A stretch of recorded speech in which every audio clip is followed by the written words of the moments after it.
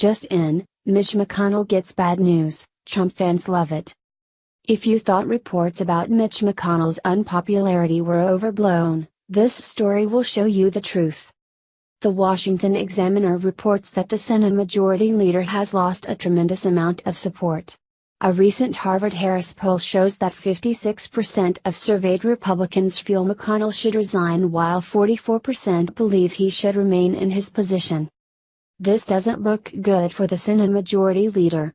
61% support Steve Bannon's crusade against the establishment, while only 39% oppose it. One of the reasons President Trump was elected was due to widespread dissatisfaction with the GOP establishment, who refused to fulfill the promises they made to their constituents. Many believe that the issues facing conservative Americans are largely caused by politicians like McConnell, who they view as ineffective, or downright deceitful.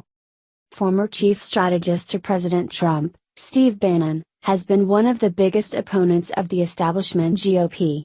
He has repeatedly railed against House Speaker Paul Ryan and others for their failure to support President Trump's populist agenda. Since he was fired by the president, Bannon has returned to his role as the CEO of Breitbart News. Since his return, he has vowed to wage war on the establishment using his media platform in backing Trumpist candidates. His support of Judge Roy Moore is an example of the type of moves Bannon is planning to make. McConnell has been in Bannon's sights for a long time.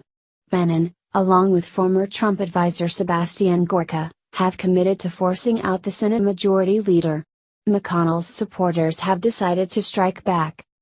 The Washington Post reported that they are planning to attack Bannon. More than a year ahead of the 2018 congressional contests, a super PAC aligned with McConnell, Archie, revealed plans to attack Bannon personally as it works to protect GOP incumbents facing uphill primary fights, they wrote.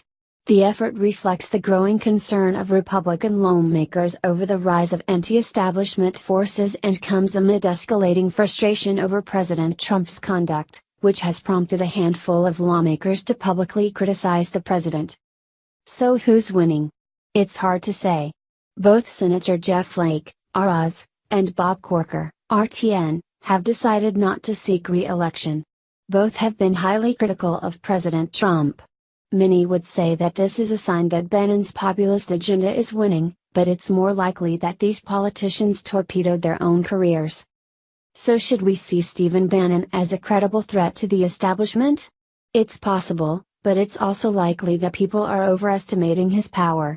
If the members of the GOP establishment wish to remain in power, they need to follow through on their promises. They need to do what they were elected to do. If they manage to pass legislation that Americans want, Bannon's attacks will be ineffective. However, if they continue along this path, they will make it easier for people like Bannon to derail their careers. In the end, they are the ones who are in control of their longevity.